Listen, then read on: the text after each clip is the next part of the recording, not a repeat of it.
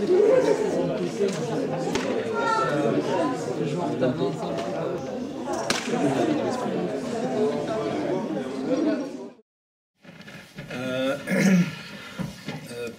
je sais pas, je vais ajouter peut-être quelques mots en préambule. Je suis né à Rennes et j'ai fait une partie de mes études là-bas. J'avais commencé à faire des études après le bac. J'avais fait des études en sciences naturelles à la faculté des sciences.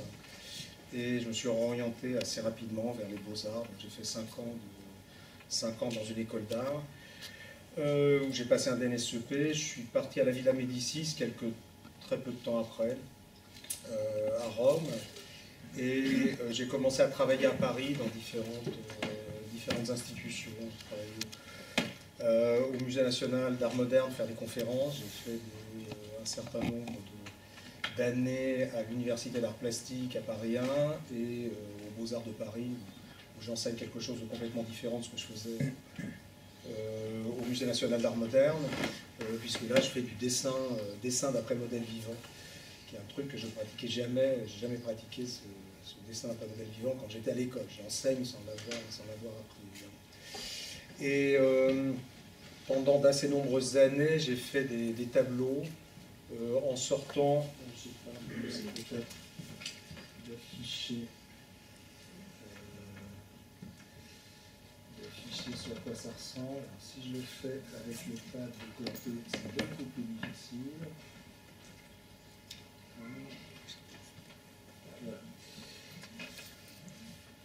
Donc pendant des années, j'ai fait des tableaux qui étaient des tableaux assez difficiles à manœuvrer. Ils faisaient 2,50 m de haut. Pas vraiment très pratique pour les appartements parisiens. Enfin, la plupart des appartements parisiens ne sont pas tout à fait adaptés à ce genre de choses. Et les peintures qui étaient tartinées assez généreusement avec une peinture à l'huile plutôt épaisse. Voilà, donc ça représente vraiment ce que je faisais au milieu des années 80, un petit peu avant que je ne parte à la Villa Médicis. Et la peinture s'est développée pendant quelques années, en devenant un petit peu plus illusionniste, et puis petit à petit, probablement aussi par rapport à ce qui se passait à ce moment-là sur la scène artistique européenne et même mondiale, il y a eu de plus en plus de figures, de plus en plus de personnages qui sont apparus. Et mon travail est devenu un petit peu figuratif, comme par exemple cette peinture-là qui a été réalisée au début des années 90, qui est une sorte de robot japonais peint à la manière de Le Sage. Je ne sais pas si Le Sage dit que... Alors, j'avais fait une conférence il n'y a pas longtemps où j'avais bourré les interstices d'œuvres de référence. Puis là, je les ai relevés, je me suis dit que c'était pas forcément très joli de mettre tout ça, ça fait rire. Et Le Sage, donc, c'est un peintre, j'allais dire un peintre mineur par erreur. C'est un peintre qui a été mineur de fond dans le nord de la France. Et un jour, il a eu une révélation au fond de la mine. Et il est ressorti avec l'idée qu'il allait devenir peintre. Voilà. Et il fait des tableaux, moi, qui m'ont complètement fasciné quand j'ai découvert, en tant que conférencier d'ailleurs, peut-être la première fois que j'en ai vu un en vrai, qui sont complètement symétriques. Il y a un petit point rouge là, il va y avoir la contrepartie à gauche, etc. Donc j'ai fait un certain nombre de tableaux qui étaient assez proches des tableaux de Le Sage et des tableaux de certains de ses contemporains étiquetés, comment est-ce qu'on les étiquette habituellement? Art Spirit, Spirit plus précisément, Art Brut plus précisément Spirit. Donc ici, il y a une sorte de robot japonais dans lequel sont enfermées différentes images. Il y a Georges Rousse à droite, il y a un painting, oui c'est ça, il y a un painting à gauche, et puis un joueur de foot au centre. Voilà, et beaucoup de mes tableaux à l'époque sont basés sur des empilements d'images assez simples, avec des parties abstraites, des images figuratives, des images souvent décoratives, et tout ça est empilé avec des combinatoires plus ou moins diverses. À la même époque, je fais aussi pas mal de petites peintures sur papier qui sont beaucoup plus légères, qui me permettent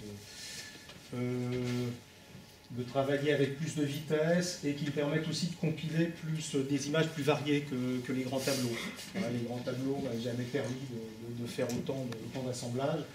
Donc ça, ce sont des feuilles de papier qui sont assemblées au fur et à mesure des expositions. Ce sont des sortes de polyptyques avec des prédelles tournants, comme ça. Je ne sais pas si vous reconnaissez les références. Il y a le lapin agile, il y a Jacques Chirac, il y a Dora Maar avec Hugues Buroy, il y a une peinture de Balthus, il y a deux peintures de Balthus en fait, il y a deux peintures de Balthus, Willem, plusieurs pétillons, etc. Donc des publicités, des images pornographiques, des images de dictionnaires, des images de caricatures, il y a plusieurs fois Gilles qui apparaissent ici, pas mal de peintures animalières également, etc. Chargement en cours, il y a des images peut-être un petit peu lourdes. Et puis de temps en temps aussi des clins d'œil, je ne sais pas comment on peut appeler ça, des clins d'œil à des peintres que j'aime bien, en l'occurrence ici Peter Saul, avec les images grimaçantes, avec les personnages de bande dessinée, avec les langues qui sont sorties d'une manière assez grotesque. Ma peinture, effectivement, souvent, et mes sculptures aussi, rebondissent sur des œuvres qui sont des œuvres un petit peu marginales. Dans ma bibliothèque, j'ai évidemment les Matisse, les Picasso, Jackson Pollock, Yves Klein et compagnie. J'ai aussi tout un tas d'autres références. C'est Ramirez, je parlais tout à l'heure de Le Sage, c'est aussi Copley, ou des choses de ce genre. Ça sont des peintres qui, quelquefois d'ailleurs, m'aident plus finalement que les Matisse, Picasso ou autres que j'ai beaucoup regardé quand j'étais pour le coup dans les écoles d'art. Beaucoup de personnes ont été très beaucoup de mes collègues peintres, je ne sais pas si c'est le cas de certains qui sont ici, ont été très choqués en découvrant l'œuvre d'Henri Darger. L'œuvre d'Henri Darger, quand elle est apparue dans le courant des années 70, mais quand elle a commencé à être vraiment plus largement diffusée dans les années 80, a été quand même une source de choc pour beaucoup de personnes. Je connais quelques artistes qui ont nourri leur œuvre pendant plus ou moins longtemps avec l'œuvre de Darger. Et les petits enfants nus de Darger qui se battent, qui se font étriper joyeusement par des soldats, ont été quelque chose d'assez frappant pour moi. Donc j'ai fait quelques peintures avec des images que j'aurais jamais utilisées, par exemple, si je n'avais pas vu ces peintures. Et puis au centre, il y a toute une forme qui, en fait, de loin, on ne voit pas très bien comment c'est fait, mais ce sont des petites gouttelettes de lac colorées qui tombent les unes sur les autres. Et qui fait que quand on a le tableau en face de soi, on a quelque chose qui est pas de l'ordre du bas-relief, mais qui a quand même on a une sensation tactile quand on le voit de près. Il est vraiment très en relief, il y a toute une texture comme ça dessus. C'est quelle échelle par exemple? Ça fait plus de 2,50 m de haut, c'est grand comme ça se manipule comme ça. Ces tableaux-là, évidemment, pour la plupart du temps, sont restés chez moi parce que, évidemment, fortement invendables.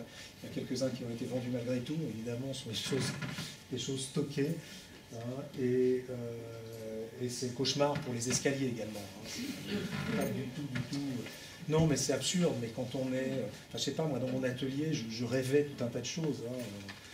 On rêve plutôt d'un musée que d'un tableau chez un collectionneur qui a un petit appartement. Donc évidemment, on fait des grands tableaux. Mais les grands tableaux, après, ils ne circulent pas forcément aussi bien.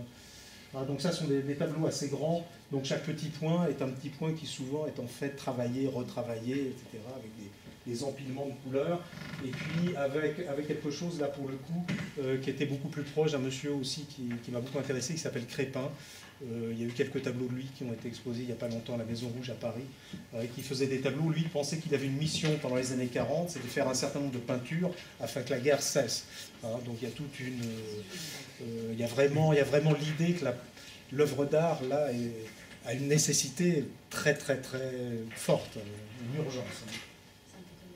C'est pas que j'y crois, mais ce sont des choses sont des récits qui m'intéressent beaucoup, même si je n'adhère pas vraiment au délire de Crépin ou de Le Sage. Et puis ici, la quasi dernière peinture que j'ai faite avec, je ne sais pas si vous connaissez les personnages, je crois que le cochon doit venir une photographie peut-être de Jeff Koons et Cantona, et je ne sais plus quel acteur. Anthony Hopkins. Voilà, c'est ça. Un spécialiste du cinéma. Alors, parallèlement au tableau, au tout dernier tableau, il y a pas mal d'autres choses qui se mettent en place aussi. Il y a des dessins, des photographies, des montages photos, des reliefs en bois laqué comme ici, comme une sorte de caractère un peu de jouet peint, parce qu'ils sont polis, laqués, polis. Voilà, des petites choses comme ça. Et puis, dans les années 80, j'avais acheté pour une copine un livre de dessin de Joseph Beuys avec ces éléphants là. Il a fait quelques peintures avec enfin il appelle ça des éléphants, mais en apparence ce serait plutôt une sorte de mammouth laineux, quelque chose comme ça, une sorte d'animaux préhistoriques. Et dans les années 80, j'avais fait quelques peintures et quelques petits bricolages à partir de ces dessins-là. Je suis assez fan des dessins de Beuys. C'est quelque chose peut-être que je préfère finalement aux sculptures, aux installations. C'est vraiment quelque chose qui me passionne assez. Et dans les années 80, à Rome, j'avais fait des petits grattages comme ça, mélangeant un petit peu le geste nonchalant de Tombly à l'image de l'éléphant de Beuys. Et dans les années 90, j'ai une copine qui a acheté un four de céramique et j'ai commencé à faire quelques petites pièces de taille assez petite, hein, vraiment des choses assez minuscules, qui étaient constituées d'un petit modelage comme ça, donc souvenir des éléphants de tout à l'heure avec une trompe qui pose par terre, et puis des choses taillées, très très molles quand on les taille, et puis qui durcissent évidemment quand elles sont passées au feu. Certaines étaient très modelées, d'autres étaient plus lisses, enfin il y avait des variantes, des variations assez nombreuses. Et à ce moment-là, je pensais que la sculpture, pour moi, bon, c'était cette chose-là. Je n'avais pas grand-chose d'autre à faire en sculpture. Hein, je pensais, au bout d'une centaine de bestioles de ce genre, avoir fait le tour de la question. Et quelque temps après, des choses ont commencé à apparaître dessus. En l'occurrence, ici, ce sont des tripes avec le cœur de notre Seigneur Jésus-Christ, enflammées, avec des aortes sur les côtés, ce sont des aortes. Les tripes qui sont dans la partie intermédiaire m'avaient été inspirées par des choses qui sont au musée La Villa Giulia, à côté de mon habitation à Rome, dans le parc qui est derrière la Villa Médicis. Il y a le musée étrusque, et le musée étrusque, il y a évidemment les grandes sculptures étrusques qui sont magnifiques, hein, je ne sais pas, vous vous souvenez, des personnages allongés, qui sont des sortes il y a des couples comme ça, taille réelle, en terre cuite, qui sont vraiment des choses assez fantastiques. Mais il y a dans les recoins du musée, dans certaines vitrines, des foies, des estomacs et des tripes diverses comme ça, qui sont faites pour des raisons propitiatoires, tout simplement, hein, pour des raisons médicales. Et il y a un monsieur qui avait écrit là-dessus, qui s'appelle Georges Huberman, ça m'avait beaucoup intéressé, j'avais beaucoup lu ces textes-là. Et au moment où j'étais en train de poser des choses sur mes éléphants, les tripes sont réapparues comme ça, quasiment naturellement. Ces tripes, après, sont devenues des choses un peu envahissantes. Elles ont pris des formes diverses et variées, en l'occurrence ici, un cube, ce qui n'est évidemment pas la chose à laquelle on pense habituellement quand on pense à la forme de l'abdomen. C'est un peu une sorte de jeu. Le cube était présenté aussi dans une expo, dans une sorte d'aquarium, comme ça. Et donc là, ce sont les premières sculptures où je me suis dit, tiens, oui, il y a peut-être un avenir finalement à ces pièces-là. Peut-être est-ce que ces pièces-là vont se développer et finalement, c'est pas juste une sorte de marge ou de cul-de-sac, c'est quelque chose qui peut aller de l'avant.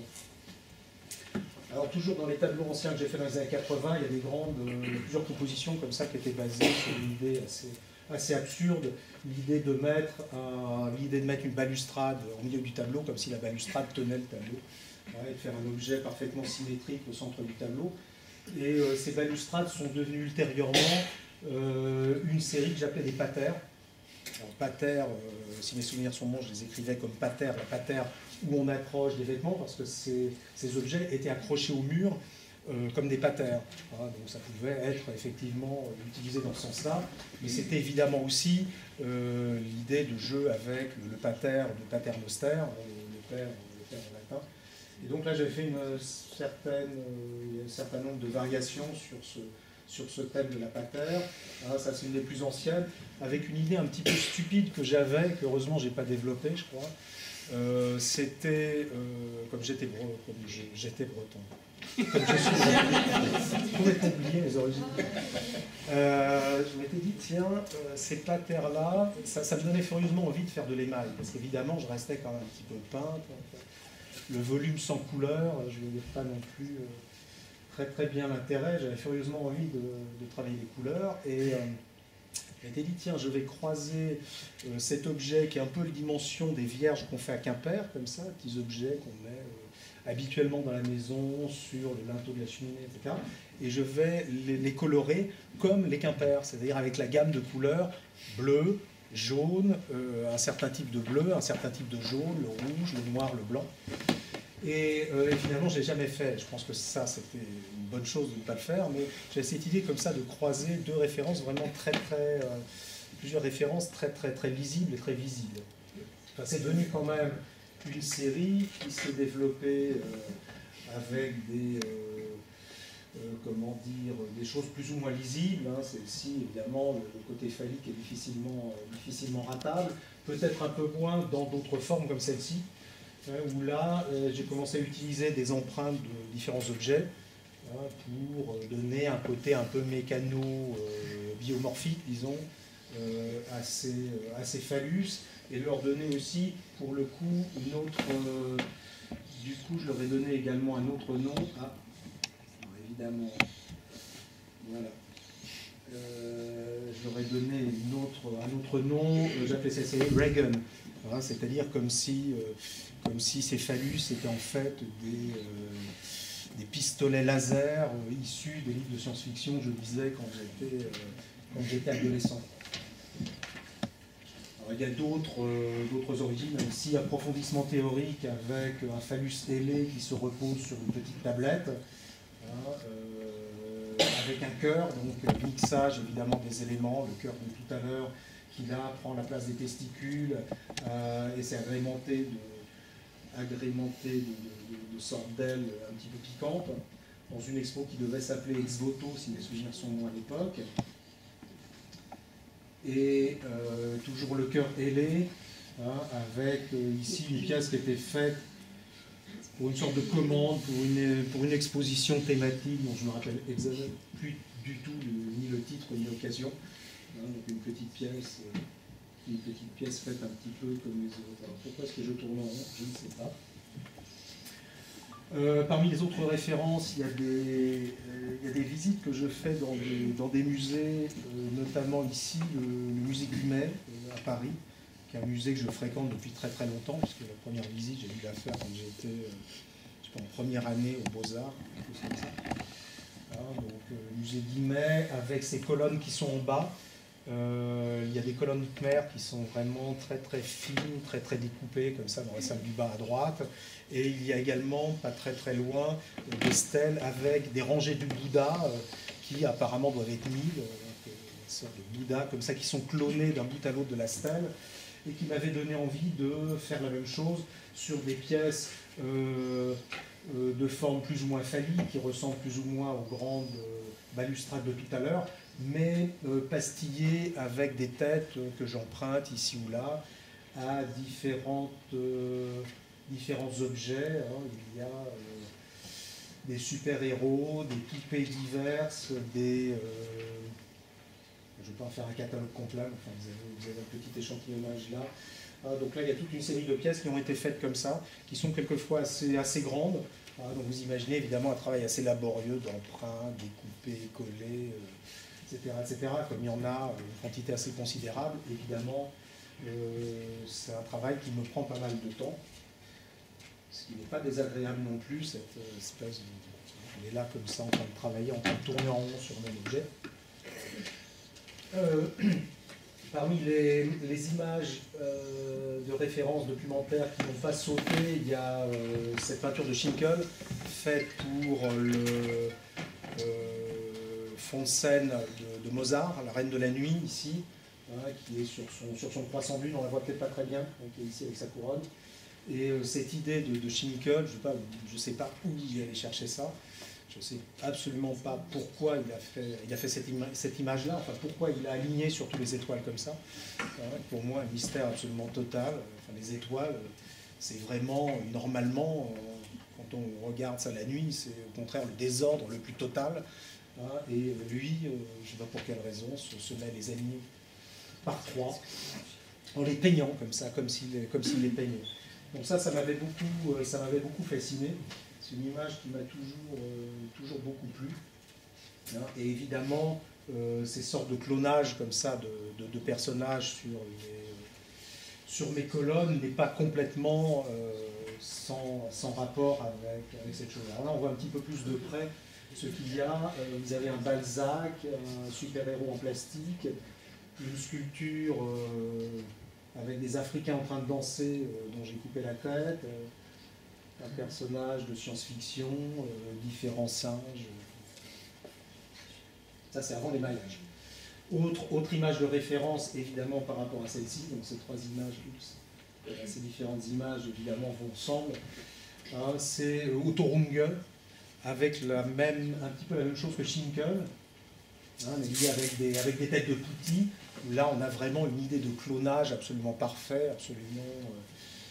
au lieu d'avoir des têtes de Pouty comme au XVIIIe siècle qui volent dans l'air comme ça d'une manière totalement désordonnée, là aussi ils sont peignés, arrangés. J'ai toujours trouvé cette image assez fascinante. C'est une petite partie d'une gravure beaucoup plus grande. Ça c'est l'étude pour une gravure plus ambitieuse. Pourquoi il y a une image de ça? Donc il y a plusieurs versions, etc. La question que me posait un collègue tout à l'heure, c'est de savoir si je mettais des œuvres anciennes avec des œuvres récentes. Donc ça m'arrive de temps en temps dans une exposition, effectivement, de mettre des choses, ça va être il y a quelques années, ça va être une exposition à Perpignan, et derrière un tableau peint fin des années 80, au début, oui c'est ça, fin des années 80, et une œuvre de 2010, 2011, qui est devant. Ce personnage qui est assis.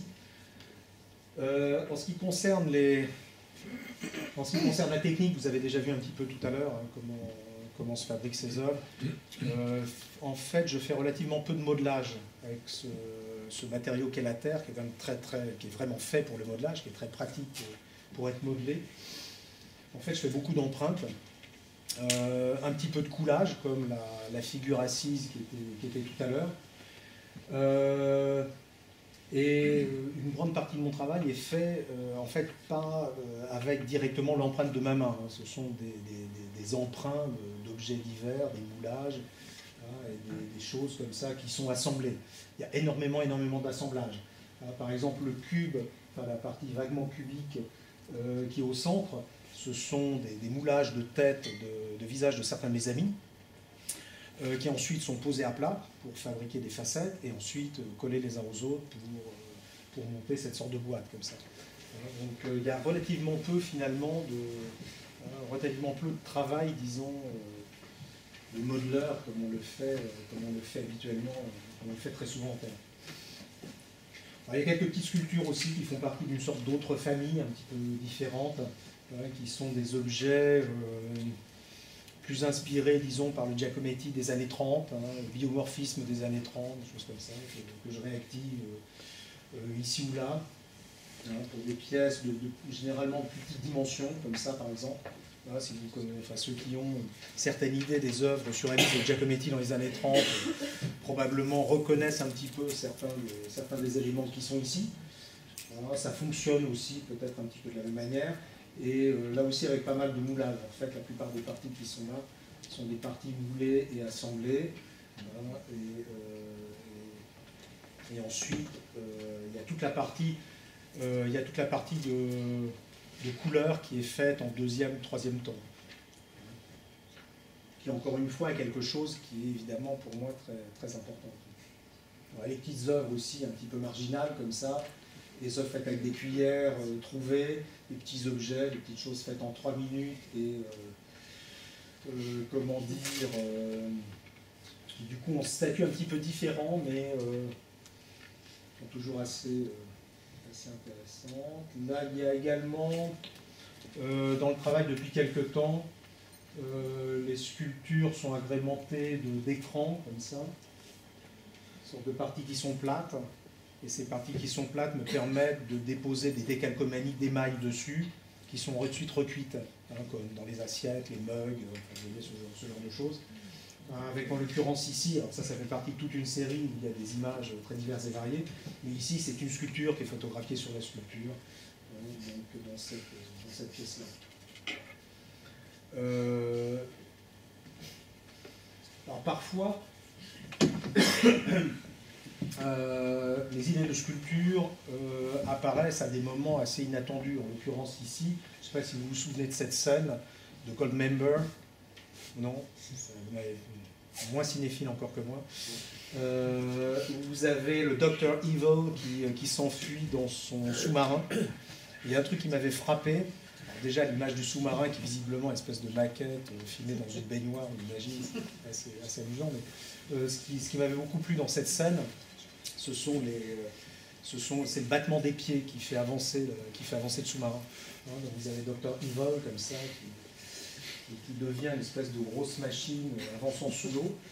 Et il y a d'autres images qui me trottaient dans la tête depuis des années. Ce sont les images de la guerre froide avec ici comment est-ce qu'on appelle ça, les abris anti-atomiques, n'est-ce pas, hein, avec la petite famille américaine charmante qui est là et qui est en train de madame qui fait son lit. Et qui sont présentés sous forme de... On n'appelle pas, c'est des éclatés, comment est-ce qu'on appelle ça quand c'est ouvert comme ça, qu'on peut des écorches.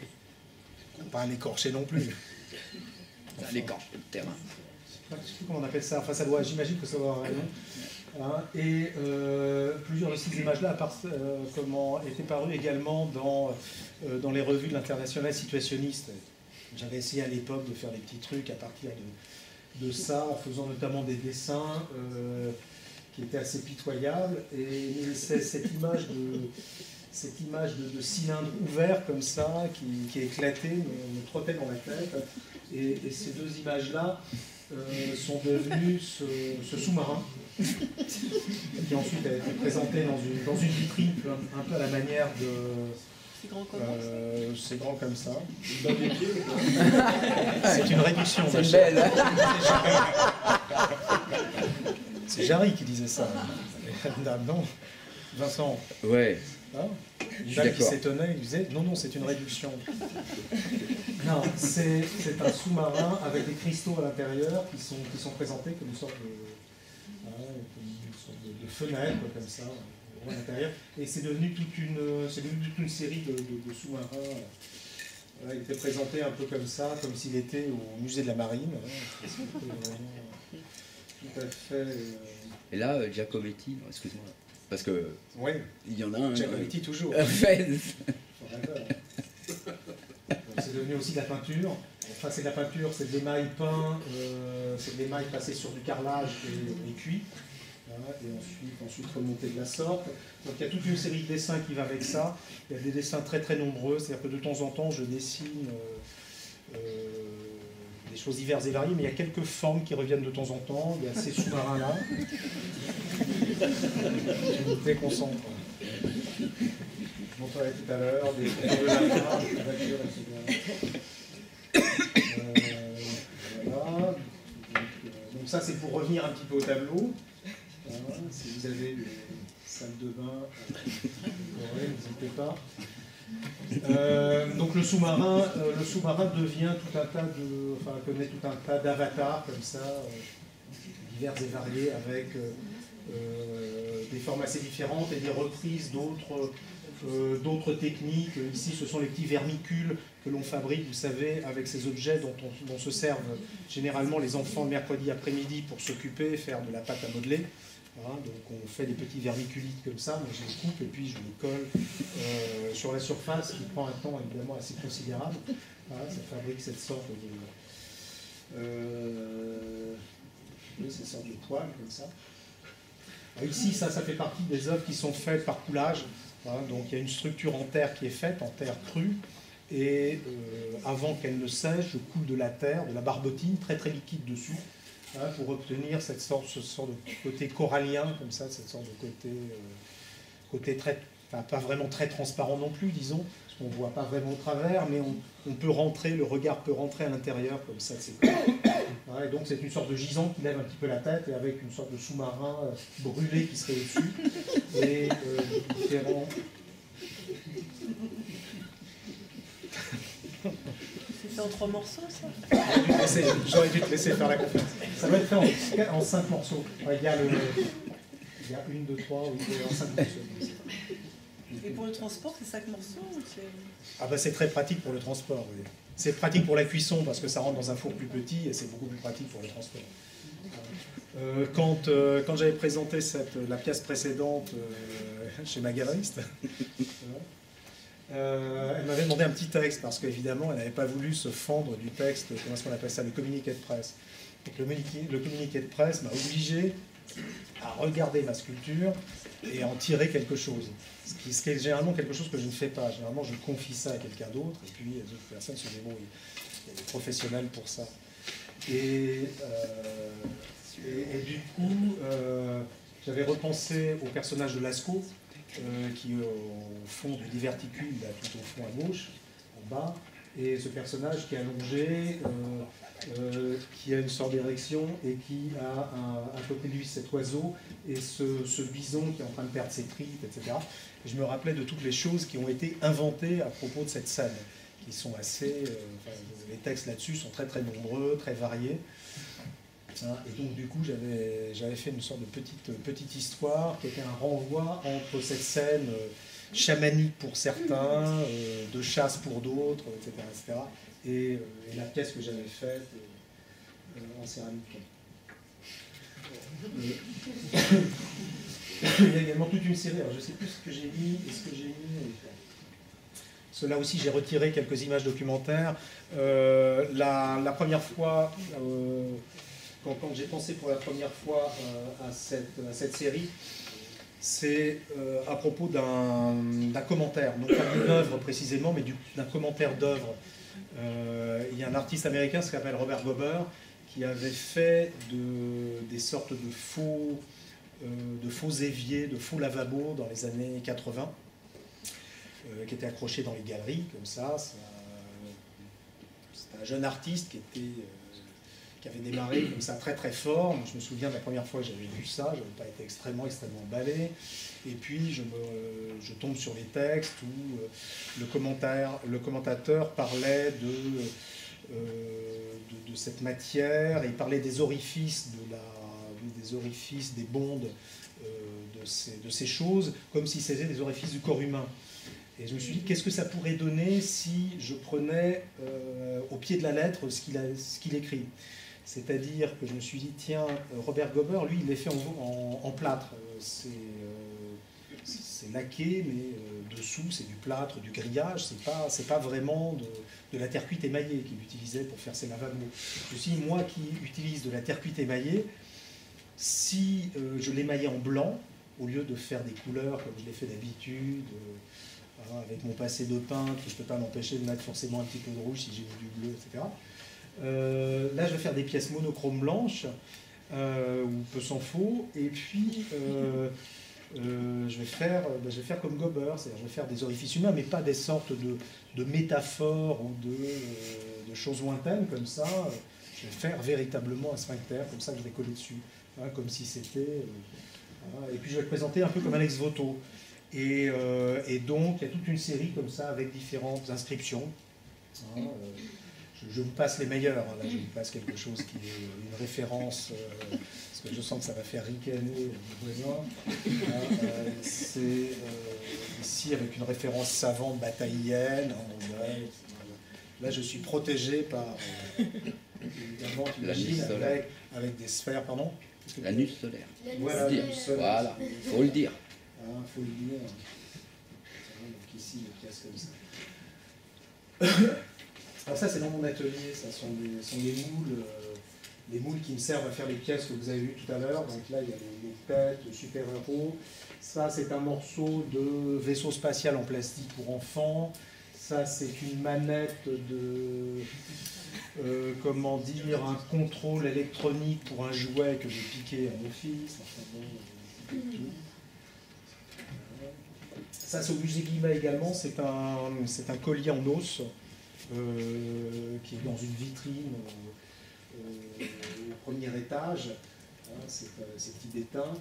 Et j'ai eu envie de faire des choses comme ça, aussi toujours avec les moulages que je montrais tout à l'heure, hein, en les bricolant et en les disposant comme ça, accrochés sur le mur comme une sorte de dentelle. Là, notre pièce, elle se présente comme ça. Enfin, elle a connu cette chose a connu différents avatars. Et dans le genre dentelle, il y a d'autres pièces qui sont des pièces un petit peu plus importantes en taille, qui sont des pièces faites avec des petits morceaux, enfin, petits, moyens ou un petit peu plus grands, qui sont assemblés au fur et à mesure des besoins sur le mur. C'est-à-dire que quand je dois faire une exposition quelque part, je prends mes caisses sous le bras et puis j'improvise un accrochage dans la place qui m'est impartie. Hein, donc des endroits parfois très divers et variés. Là, en l'occurrence, c'était dans ma galerie, donc le mur était beaucoup plus grand que l'installation, mais quelquefois l'installation va jusqu'au bord et déborde un petit peu sur les côtés. Comment ils sont accrochés? Il y a des trous derrière? Il y a des petits trous derrière qui étaient au départ extrêmement mal faits. Là maintenant, je sais que je dois les remonter de temps en temps, donc je suis un peu plus précautionneux, donc je fais des trous dans lesquels vraiment les vis peuvent rentrer pour qu'il n'y ait pas de problème. Hein, donc ces objets sont quelquefois des pièces, comment dire, comme par exemple la pièce qui est là-haut, des pièces en soie. Hein, c'est-à-dire que mon copain Camille Saint-Jacques qui est là-haut, c'était une pièce en soie, mais à un moment je me suis dit, tiens, je pourrais peut-être l'intégrer à ça, j'ai besoin d'autres morceaux. Donc je l'ai intégré à cet objet. Il y a des pièces qui n'ont absolument aucun intérêt, sauf d'être montées dans des ensembles. Hein, donc il y a un petit peu de tout, c'est une sorte de... Ça bouge tout le temps. Hein, le seul moment où ça s'arrête, si c'est vendu, évidemment, l'histoire s'arrête. Sinon, là tout ça c'est en caisse, ça va être remonté à Charleroi en septembre pour une exposition au Centre d'Art. Donc elle va être évidemment augmentée, parce qu'entre-temps, j'aurai eu le temps de faire pas mal de choses. Et ça, c'est une autre, je ne sais pas, il y a peut-être des morceaux de l'autre, mais je ne suis pas sûr, parce qu'il y a plusieurs pièces comme ça qui vivent chacun de leur côté. Ça, c'était dans un centre d'art à Valenciennes, donc une espèce de remontage comme ça. Et quand tu fais ça, tu prévois au sol, comment tu fais pour l'assembler? Non, je prévois rien du tout. Tu pars d'un bout? Non, je prévois rien. C'est-à-dire que là, ça j'ai fait ça en Mayenne, et je savais que je voulais mettre ce truc comme une sorte de charnière entre le sol. Bon, c'est un personnage qui rêve comme ça, mais planté contre le mur. Donc j'ai commencé par le milieu, puis après ça a poussé tout seul. Mais non, je l'improvise. Et puis si ça ne marche pas, j'essaye de me rattraper avec un autre truc, voire je décroche des morceaux. Mais j'essaye d'avancer comme ça. C'est assez long à faire. Hein. C'est à la fois assez agréable parce que j'ai l'impression d'être dans une exposition en train de fabriquer une pièce, alors que généralement on est simplement en train de les accrocher. Donc ça, c'est assez agréable. Je n'ai pas l'impression simplement d'être là en train de manipuler mes sculptures ou mes peintures, mais vraiment de fabriquer une pièce pour une occasion spéciale. Mais en même temps, physiquement, c'est assez pénible, quoi. Visser, revisser, c'est pas le truc le plus drôle à faire. Celle-ci aussi, l'autre particularité, c'est que je voulais utiliser beaucoup des têtes que j'avais faites auparavant. Hein, donc là, il y a un certain nombre de personnages qui apparaissent qui, pour pas mal, sont des artistes, écrivains, collectionneurs, critiques d'art.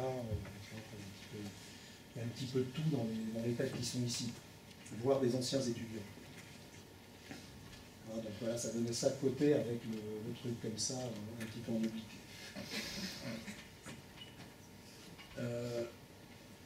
Alors, il y a une autre chose également qui est arrivée là, dans le courant des années 2000.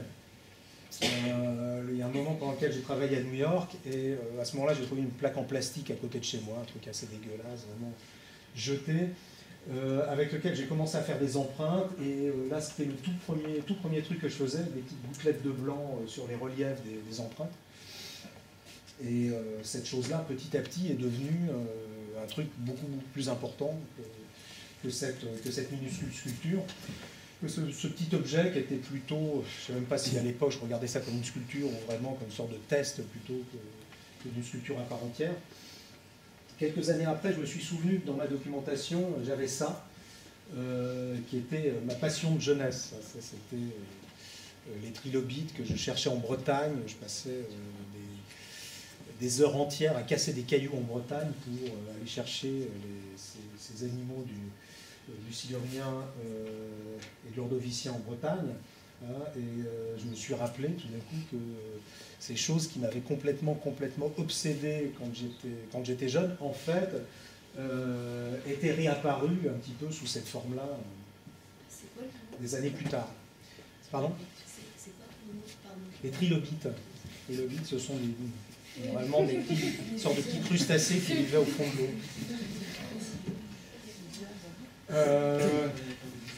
Donc quand j'étais à New York, j'ai commencé à faire ces sortes d'hybrides entre des animaux, des machines, il y en a certains qui étaient un peu comme du mobilier, comme si c'était des meubles, comme si c'était des objets funéraires, etc. etc. Enfin, ça avait encore une forme assez moyenne, et puis elles sont devenues un petit peu plus grandes par la suite. C'est-à-dire que cette plaque-là, qui au départ, j'avais vraiment du mal à faire de tout petits objets avec, petit à petit, j'ai commencé à faire des plaques de plus en plus importantes, et puis des sculptures de plus en plus importantes. Et puis un jour, je me suis attelé à la fabrication d'une statue, qui était un truc qui, pour moi, aux Beaux-Arts, aurait été inimaginable, quoi. Pour moi, statue, quand j'étais aux Beaux-Arts, c'était vraiment le truc ringard par excellence. La sculpture, c'était forcément une sculpture qui devait être abstraite. Enfin, l'art pauvre, l'art pauvre et l'art minimal, c'était vraiment le top à l'époque de ce que je regardais. Et ça me serait vraiment pas, enfin, je sais pas si ça me serait venu à l'idée de faire un bonhomme debout à l'époque. Les profs nous auraient tués, de toute façon. Non, dans l'école où j'étais, non. Non, ils auraient aimé, ouais. Non, il y a quelques élèves qui faisaient ça, ceci dit. Mais ouais, on n'était pas de la même bande, probablement. Hein, donc c'est devenu cette série de carapaces là, pour faire simple, je les appelle des scaphandres, comme ça me permet maintenant de les numéroter. C'est pratique. Parce que je n'arrive pas à trouver, enfin si, où je leur donne des noms très compliqués, dont évidemment je ne me souviens plus, je suis obligé de retourner dans les archives. Donc du coup, scaphandres. Et puis plus récemment, des scaphandres qui sont accrochés par le dos, comme une espèce de momie, comme ça, sur le mur, donc pour plusieurs raisons. Il y en a quelques-uns comme ça qui sont agrafés par le dos, dans une situation évidemment qui a l'air un peu absurde, parce que c'est pas vraiment de raison d'être, d'être comme ça à 1,50 m du sol, accroché par le dos sur un mur, on ne sait pas très bien pourquoi. Probablement. Donc ça fait partie des dernières, je ne sais pas si vous reconnaissez la petite chose de tout à l'heure qui est devenue cette sculpture un peu plus grande. Alors je ne sais pas pourquoi au dernier moment j'ai rajouté des trucs qui n'ont absolument rien à voir, pas avec mon travail, c'est mon travail, mais des choses très anciennes qui sont des sarcophages peints, et puis un truc que j'avais trouvé très drôle, je me suis dit tiens, ça va être... C'était une affiche dans le métro il y a quelques années, et là j'avais quand même... Pourquoi je n'ai pas fait le tour de Paris en métro à ce moment-là pour aller photographier tous les tags qui ont été faits sur cette affiche? C'est par fainéantise probablement. Hein, mais celle-là était sur mon parcours et je ne l'ai quand même pas ratée parce que je la trouvais quand même assez géniale. Hein, je voterai pour moi en 2012 avec le musée des arts décoratifs. Et quand même quelqu'un qui a passé du temps avec son feu, qui a collé un truc sur l'affiche. Et qui a été élu. Qui n'a pas été élu. Savoir. Au musée des arts décoratifs, c'était comme ça. Et là, c'était évidemment assez amusant, enfin, assez stupéfiant, assez agréable de voir ces sculptures dans mon atelier pendant des mois et des mois, et puis de les voir devant ces peintures-là. Au Musée des Arts Déco, c'est la partie peinture gothique, enfin. Il y a ceci, et des sculptures de l'autre côté. Évidemment, c'est drôle, je les avais mis, à un moment, je les avais mis vraiment comme s'ils étaient les spectateurs, c'est-à-dire un peu plus proches. Mais les conservateurs, la conservatrice de la salle a complètement paniqué, parce qu'on pouvait circuler au milieu des sculptures, elle a tout rassemblé. Nathalie Crasset a fait un beau scotch vert autour, et comme ça a été ça a été protégé. Voilà. Et ça, ça c'est dans une chapelle en Bretagne, l'art dans les chapelles, le fameux art dans les chapelles. Avec évidemment le plaisir pour moi de faire des photographies dans un lieu qui est enfin qui me semblait en tout cas, enfin le lieu oui, en phase avec ce que je faisais, les couleurs, les motifs, les renvois avec les trucs un petit peu floraux, un petit peu végétaux, plus les images, etc. Ça me semblait aller très très bien, mais pas forcément pour les gens du coin de Pontivy. Parce qu'il y en a certains qui, quand ils ont vu ça, ont censuré une de mes pièces et me l'ont remis dans une boîte et me l'ont renvoyé à la maison. C'était pas un succès absolument total. Une des personnes qui voyant ça dans l'église m'a d'ailleurs demandé « Mais est-ce que c'est le Christ ?» Évidemment, j'étais très très embarrassé. Parce que je sentais bien que si je disais oui, ça allait poser un problème. Si je disais non, ce n'était pas la bonne réponse non plus. Du coup, ce personnage qui était là était effectivement dans une situation assez particulière. Il était exactement croisé du transept. Voilà. Derrière, en arrière-plan, il y a une photo plus plongeante où on voit Saint Jean-Baptiste et je ne sais plus qui de l'autre côté. Enfin, c'était effectivement... Du coup, ça crée des histoires potentielles qui étaient probablement, enfin pour moi, inattendues et pour les personnes du coin un petit peu gênantes. C'est à Pontivy ? C'est au sud de Pontivy, il y a tout un parcours qui est pendant l'été, qui débute en juillet, août, septembre. Voilà. Ce sont des chapelles qui généralement ne sont pas ouvertes parce qu'il ne peut pas y avoir quelqu'un en permanence pour garder ces salles, en plus très humides. Et ils font d'une pierre deux coups, ils font une exposition d'art contemporain dans ces chapelles, donc des gens gardent les salles, ils gardent l'exposition, et donc on peut voir à la fois la chapelle, qui quelquefois est aussi intéressante que l'œuvre qui est dedans. Il y a beaucoup de peintures, beaucoup de sculptures, une architecture assez étonnante parfois, et puis ces œuvres-là. C'est un très très beau programme, hein. C'est un programme vraiment très très intéressant, qui existe depuis très longtemps, ça existe depuis plus de 20 ans. Hein. C'est un très très très long programme avec... déjà une liste d'artistes assez considérable. Donc parmi les œuvres qui sont faites en coulage, voilà, il y a des choses comme ça, des sortes de masques faits aussi d'après des visages de personnes que j'ai moulées. Ça, ce sont des pièces un petit peu plus récentes, avec un personnage plus petit. Pas mal d'objets que je voulais faire très haut. Je trouvais que il y a quelque chose que la céramique supporte très mal, c'est la flexion. Alors évidemment, en céramique, il ne vaut mieux pas faire quelque chose de très long, parce que forcément, c'est un risque. Hein. Mais comme là, les objets sont d'abord en plusieurs parties et empilés les uns sur les autres, on peut monter très haut. Et ça me permettait de rejouer un petit peu les moules que j'avais, les histoires que j'avais, les formes que j'avais, dans des formats différents, et faire des sortes de forêts comme ça. Alors, il y a d'autres objets plus périphériques. Hein. Là, ce sont des miroirs poilus. Hein, ce sont des miroirs qui sont découpés suivant un dessin, et à l'intérieur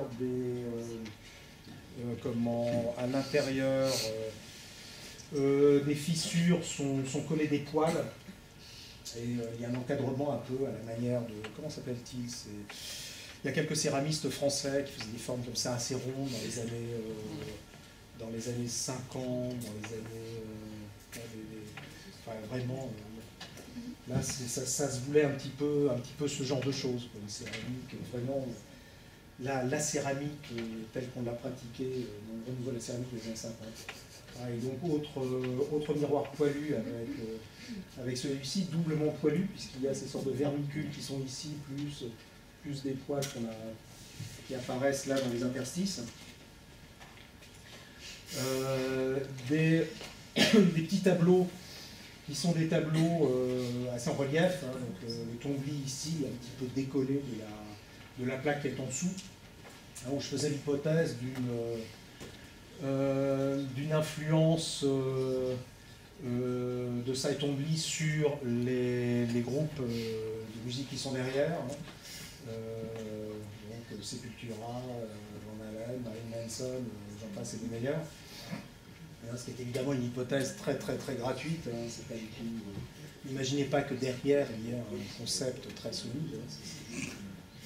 Voilà, c'est un peu présenté aussi comme une sorte de pierre tombale. Un autre personnage monique, hein, des détails. Alors pas mal de ces pièces aussi, comme ce sont des pièces qui sont en plusieurs parties, il y a d'autres éléments qui viennent en plus dessus. Hein, c'est-à-dire que les petits turritels qui sont ici, ou les objets qui sont comme ça, sont plantés dans des trous tout simplement de la sculpture. Hein, donc ça évite le cauchemar du transport, hein, parce qu'évidemment, une pièce comme ça, si elle était en une partie, serait évidemment extrêmement fragile. C'est la tête d'Éric Sucher, figure-toi. Hein, tu ne l'as pas reconnu, hein. Je vais mettre quelques dessins également, pardon. Je vais mettre quelques dessins avec ici un motif récurrent qui est celui d'une sorte de voiture qui réapparaît assez souvent. Différentes choses, des lapins également, tête de lapin. Je ne sais pas pourquoi, depuis des années et des années, je dessine une sorte de double oreille comme ça, avec une sorte de masque de lapin qui réapparaît également dans cette sorte de choses un peu hiéroglyphiques ici. Alors des dessins, il y en a des piles et des piles. Hein, c'est une pratique qui s'est beaucoup développée ces dernières années. Puis là, une sorte de voiture lapin coloriée. Et pour moi, l'occasion aussi d'une espèce de pêche, c'est-à-dire à certains moments, je fais un dessin avec l'espoir d'attraper quelque chose, de trouver un petit truc avec des moyens complètement dérisoires, un crayon, une bout de feuille de papier. Est-ce qu'on peut faire quelque chose avec ça ou pas? C'est un peu l'idée. Je ne sais pas pourquoi j'ai mis ça là, aucune idée. Et donc ça, c'était des détails. Quelquefois, les objets également sont agrémentés de roulettes. Ici, il y a ce gisant, un peu comme le gisant précédent, hein, mais cette fois, au lieu d'avoir un sous-marin posé sur lui, c'est une planche à roulettes qui permet de bouger la sculpture. Ça, c'est une série plus ancienne de visages, là pour le coup, clairement extraterrestres. Là, c'est un collectionneur qui m'a prêté son visage pour faire une série de sculptures. Donc ensuite, une fois que le moule est créé, ça me permet de faire une quantité, non pas illimitée de tirages, mais quand même très très très grand. Hein, donc celui-là, je l'ai utilisé déjà plus d'une dizaine de fois dans différentes situations. Hein, et là encore, je suis en train de finir une sculpture où il apparaît deux fois, une sorte de masque de sage. Ça permet de faire des choses comme ça également. Ah oui, je ne pensais pas à Terminator, mais oui, il y a ça évidemment. Il y a ça. Ce qui est drôle, c'est que quelqu'un m'en parlait justement la semaine dernière. Vous voyez, quelqu'un qui voyait pour la première fois, comment s'appelle-t-il, Total Recall. Ah oui, c'est Total Recall. Ouais, c'est Total Recall, mais c'est aussi Roland Barthes. Hein. Il y a un autre c'est, je sais pas, c'est le personnage comme ça qui s'ouvre, je ne sais plus quel est ce personnage, qui est en bois, une sculpture en bois asiatique, c'est dans l'Empire des Signes. Il y a une tête qui s'ouvre comme ça en deux avec un autre personnage aussi. C'est une histoire bouddhiste. Et ici, un autre personnage où, pour le coup, j'ai utilisé les décalcomanies pour faire des yeux qui sont évidemment trop grands, hein, et qui donnent un petit peu ce côté que vous avez aussi, vous savez, dans ces peintures du Fayoum, ces peintures qui sont accrochées sur des momies et où très généralement les yeux sont un petit peu plus grands que la normale. Comme ça. Et puis là, d'autres utilisations des visages. Hein, quand le visage sort du moule, il est extrêmement souple. Quand le tirage sort du moule, il est vraiment tout mou. Et donc je peux le tordre, je peux en faire des nœuds. Enfin, il y a tout un tas de possibilités. Donc là, il y a 2 artistes, 3 artistes, un collectionneur, une actrice de cinéma. Enfin, tout est un peu mixé comme ça. Et la dernière, une des dernières choses sur lesquelles j'étais en train de travailler, c'est cette pièce-là qui va se retrouver en Sologne dans quelques temps. Donc qui sera, là, c'est un montage, évidemment. Mais la pièce sera, il y a plusieurs sculptures qui seront dans cette situation-là, dans une exposition du groupe en Sologne, à côté de c'est Chambord, oui, ça va être Chambord, et ça va être en septembre. Donc ce sera très humide, il y aura de l'eau partout, et ce personnage sera quasiment inondé. Voilà. Si vous avez des questions à poser, avant que mon rhume ne me casse complètement la voix, essayez d'y répondre. Les premiers scaphandres, ils ont quelle vie? Ils sont actuellement les premiers scaphandres. Où ils sont? Oui. Alors en fait, je ne les ai pas montrés. Là. Les premiers sont assis, parce que c'était beaucoup plus facile pour moi de les faire assis. Je n'avais pas pensé les mettre debout. Et ils sont... il y en a un qui est dans une collection privée. Il y en a un qui est à côté de mon lit chez moi, je le garde, et puis d'autres qui sont stockés ici et là. Donc, ce sont des choses... Ce qui est drôle, c'est que je pense généralement assez peu en termes commerciaux. C'est pas un truc... mais bon, on a forcément, quand on est artiste à un moment ou à un autre, on a forcément quand même... relation avec des clients, des marchands, etc. Et à un moment, je me suis dit, tiens, ces pièces-là, s'il y a des pièces qui doivent marcher, c'est bien celles-là, parce qu'elles ne sont pas très difficiles, elles sont moins, je parlais de dérangeantes tout à l'heure, la plupart sont quand même moins dérangeantes que d'autres, pas trop, enfin, elles me semblaient assez faciles. Pas tant que ça. Pas tant que ça, elles sont pas si intéressantes que ça. Est-ce que c'est un travail qui voyage? Ouais, c'est un peu mon cauchemar, parce que quand ça voyage, c'est moi qui m'occupe de la... Comment est-ce qu'on appelle ça? Les mises en caisse, etc. Et je pense, ouais, justement, enfin, d'autres... parce que... je sais pas, des expos au Mexique ou... Ouais, ah oui. Oui, ça voyage, oui. Ça voyage, c'est allé aux États-Unis, c'est revenu. Ça peut voyager. Non, c'est assez solide. Alors, il y a des choses qu'on ne peut pas faire avec la céramique, c'est pas la lâcher par terre. C'est pas dans ce sens-là. Ça voyage, oui, c'est-à-dire qu'il y a eu une exposition là, il y a 1 an à New York, au musée, un musée qui s'appelle le MAD, M-A-D, et il y a des gens là-bas qui s'intéressaient beaucoup à la scène européenne céramiste, donc il y a certaines des choses qui sont ici qui sont parties là-bas. En l'occurrence, les personnages dont tu parlais tout à l'heure sont allés là-bas.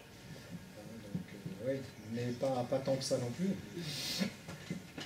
Je ne suis pas quelqu'un qui voyage beaucoup de toute façon. Je ne voyage pas beaucoup plus que moi. Ça pourrait voyager, effectivement. Et hormis la référence au Paul Breton, est-ce qu'il y a d'autres ancrages dans votre œuvre liés à l'identité locale? Parce que je pensais à ces histoires de tripes, mais j'ai le souvenir d'avoir vu je ne sais pas si c'était une vierge ou une sainte bretonne avec la représentation de la tripe, forme de spirale. Ça, c'est plutôt une convergence.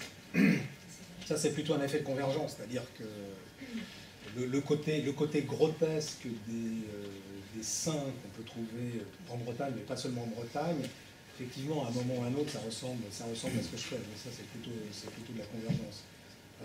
Dans la chapelle, à côté de la chapelle où j'exposais, il y avait un saint qui était représenté, je crois que c'était un Saint-Barthélemy. Il était taillé comme une statuette africaine, il avait une espèce de cercle qui ressemblait pas du tout à un truc local breton, et il était peint avec une espèce de rouge, un peu rouge, ocre rouge, mais tendant un peu vers le sang, qui était super bizarre, hein. Super bizarre. Je l'ai évidemment photographié tout de suite. Voilà, donc, il y a ce côté-là. C'est pour ça que je disais tout à l'heure, moi, quand j'ai exposé en Bretagne, c'est pas que j'avais l'impression de retrouver mon identité bretonne, mais je trouvais qu'avec les couleurs, les motifs, la manière dont ça grimpe partout, et puis les différentes strates également. C'est-à-dire qu'il y a au centre un tableau, un retable, avec toute la partie dogmatique, traditionnelle et orthodoxe, et puis après il y a les trucs un peu bizarres, puis après il y a les sirènes, et puis après cette espèce de stratification comme ça. Il se trouve que dans mon travail, il y a des choses un petit peu similaires. Donc, je trouvais qu'il y avait une proximité, je me sentais assez bien dans cette chapelle. J'ai exposé également au Carré Sainte-Anne à Montpellier. Et là, c'était la même chose. Il y avait des colonnes qui étaient peintes sur les côtés. Et quand je regarde les photos, enfin, je l'ai vu sur place, mais aujourd'hui encore, quand je regarde les photos et que je vois la couleur des volutes sur les côtés, sur le côté où les colonnes peintes, et mes sculptures à côté, enfin, il y a, je sais pas, une proximité avec ça. Un art un peu populaire, quoi, un art plus, avec des parties éventuellement un peu plus ambitieuses, c'est pas. Donc ça me touche et ça me plaît d'être dans ce genre d'endroit. Par ailleurs, les gens qui s'occupent de ce genre d'endroit ne sont pas toujours sensibles, eux, à ce qui arrive chez eux. Bon, ça, c'est un autre problème. Ouais. C'est juste pour savoir, dans la chronologie du travail que vous nous l'avez présenté, j'ai cru remarquer qu'en fait les premiers boulots étaient vraiment inspirés de l'histoire de l'art, en tout cas des peintres, des sculpteurs tels que vous en avez parlé. Et que plus on avance, et j'ai cru sentir le point de rupture avec l'histoire de Robert Gobert, hein, des zoophismes, et plus ça avance l'histoire avance dans votre travail, et plus vous approchez des arts populaires, c'est-à-dire la musique. Là, je pense à la pièce Saïtombli avec tous les groupes de rock et de métal derrière. Et est-ce que, en fait, ma question c'est est-ce que vous avez naturellement dégagé une certaine forme d'élitisme pour aller vers quelque chose de populaire, ou est-ce que c'est pas du tout... Non, parce que ça, c'est le comble de l'élitisme, tu vois, de mettre Saïtombli. Pas forcément. Oh, ouais, si, à ce point-là.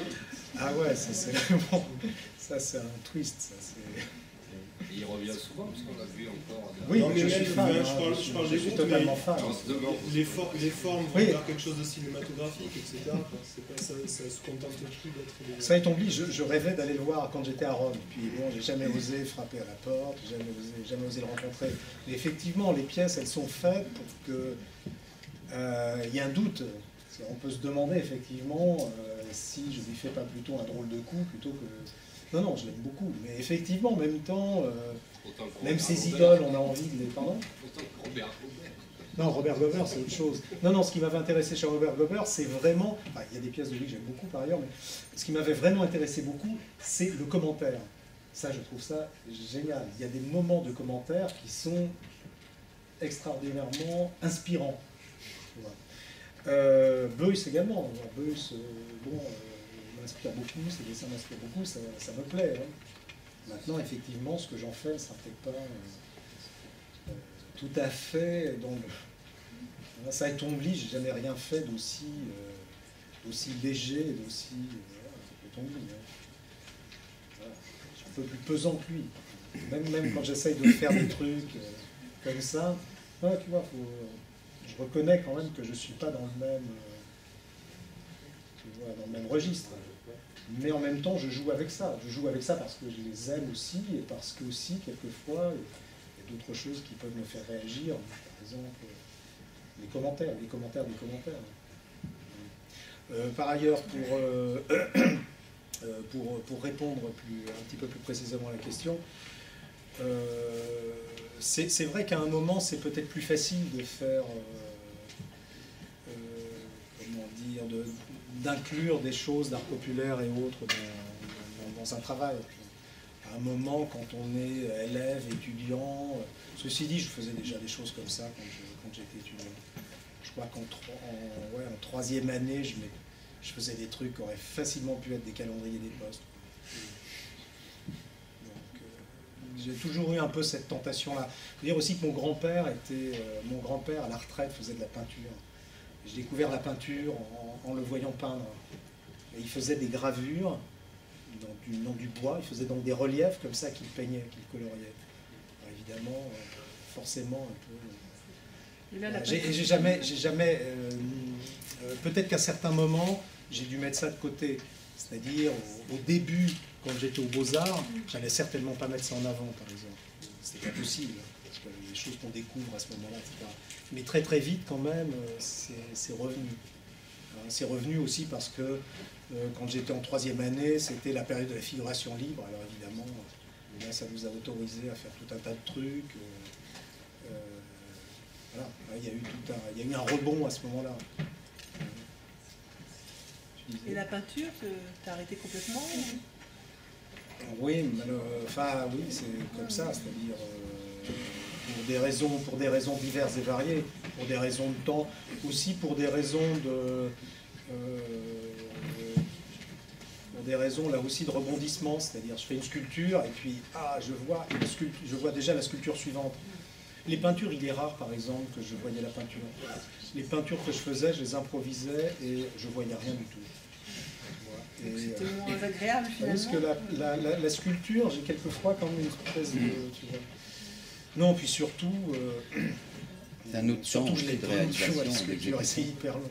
Et émailler les sculptures, quelquefois, c'est très très long. Tu as des assistants quand même pour les émailler, pour les points là. Ça, c'est et tu m'avais dit qu'ils faisaient pas les bien les points. Stagiaires, tu veux dire. C'est ça, oui, les stagiaires. Ah non, j'ai des stagiaires qui ont très bien fait les points. Trop bien fait un peu. Non, qui ont fait comme il faut. Mais c'est vrai que pour des choses comme ça, oui, c'est possible. Mais la plupart des choses que j'émaille, je ne peux pas confier ça à quelqu'un. Et puis, je ne sais pas si j'en ai vraiment envie non plus. Toi, même les points, j'aime bien les faire moi-même. Hein. Sinon, qu'il y a des moments, c'est vrai que 3 jours de ce travail-là, c'est un peu... c'est un peu rinçant. Et tes poils? Tu veux parler des poils que tu as vus sur les images tout à l'heure? Nous sommes bien d'accord. Non, mais ils sont déjà là. C'était la question. Ils sont déjà là, les poils. Je répondrai tout à l'heure. Ils sont déjà déjà, il y a du... Oui, alors il y a toujours des trucs qui perturbé, reviennent un petit peu comme ça. Oui, ça doit être le mien. Écoute, je m'en souviens même plus. Mais ça doit être le mien probablement. Non, parce que je trouve ça très rigolo quand on voyait l'anus avec le miroir au milieu qui est fissuré avec les poils au milieu. Je devrais, tu penses que sur la notice, je devrais préciser ça sur Parce que je me dis, la première fois que j'ai vu mon anus, c'est à travers un miroir. Comment dire Oui, comment déjà Quel titre je lui donne mais ça doit être effectivement ça, par exemple. Je pensais plus. Tu vois, pour moi, maintenant, c'est devenu un truc vraiment très abstrait. Très loin.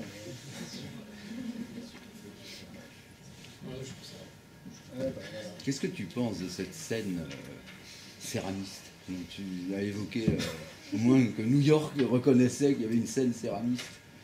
Non, mais je pense à des gens comme Maillot qui fait aussi des céramiques. Il y a eu effectivement une espèce d'effervescence récente de retour de la céramique. Assez inattendu, hein, pour tout le monde. Oui, quand j'étais à l'école, quand j'étais aux Beaux-Arts, le four était éteint depuis le début. C'est ça, il était hors de question de le remettre en route. J'avais demandé à l'époque, ça m'intéressait un petit peu, mais comme ça. Mais non, il était hors de question de faire fonctionner ça.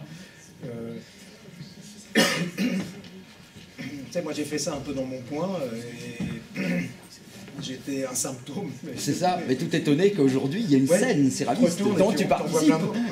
Mais c'est aussi parce qu'ils ont vu la même chose que moi. C'est-à-dire tout d'un coup, on a pas mal remontré les Fontana. Il y a la présence de Fontana un petit peu dans certains trucs aussi, ne serait-ce que le cube. Jeff Koons qui s'est remis à faire des grands biscuits, etc. Donc, ayant revu les mêmes choses, ça a produit un peu les mêmes effets. Ça c'est certain. Hein, par ailleurs, je peux vous préciser, moi je n'ai pas du tout de formation de céramiste, donc j'ai tout fabriqué un petit peu au fur et à mesure. Donc j'ai commencé en faisant des choses petites, ça c'était pas très difficile à faire, puis techniquement, bon ben voilà, c'est devenu un peu plus grand, j'ai essayé de m'arranger, faire pour que ça tienne, pour que ce soit bien émaillé, mais j'ai jamais,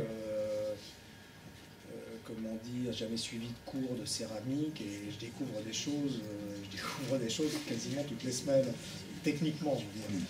Ce qui, évidemment, là en ce moment je m'occupe d'un post-diplôme à Limoges, qui est consacré entre autres à la porcelaine, enfin, centré autour de la porcelaine plus précisément. Hein, donc là j'ai des rendez-vous avec des professionnels très qualifiés et évidemment je ne suis pas du tout du même niveau, donc je leur pose des questions qui doivent leur paraître extrêmement naïves parfois. Mais j'ai fait ça petit à petit, donc ouais. C'était sans me dire, tiens, il va y avoir une scène céramique. Le grand retour de la céramique. Je le sens, il va arriver, il faut que je le fasse.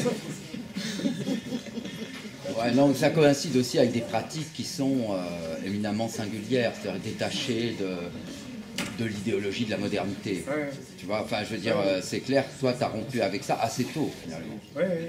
Dans un parcours, en restant fidèle à tes obsessions, d'une certaine manière.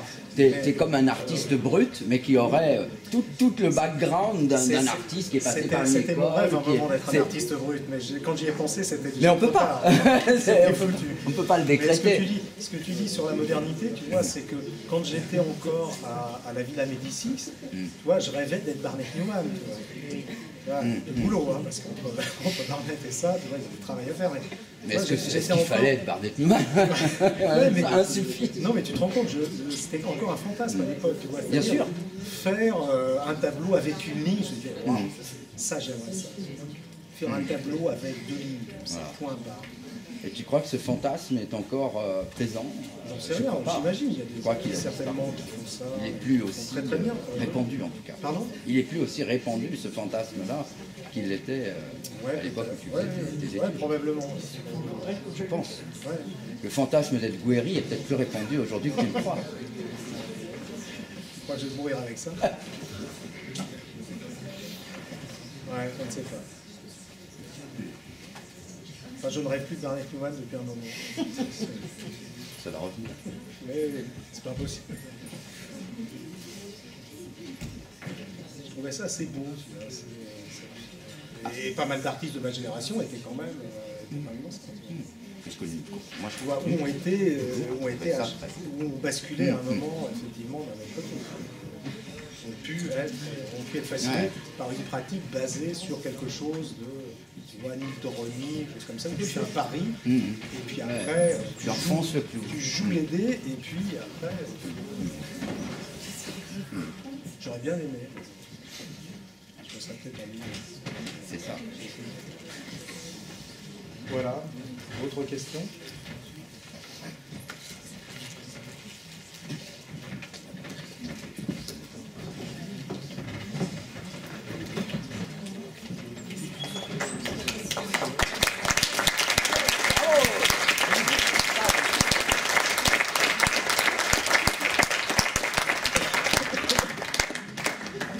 Merci de m'avoir invité. Merci à toi.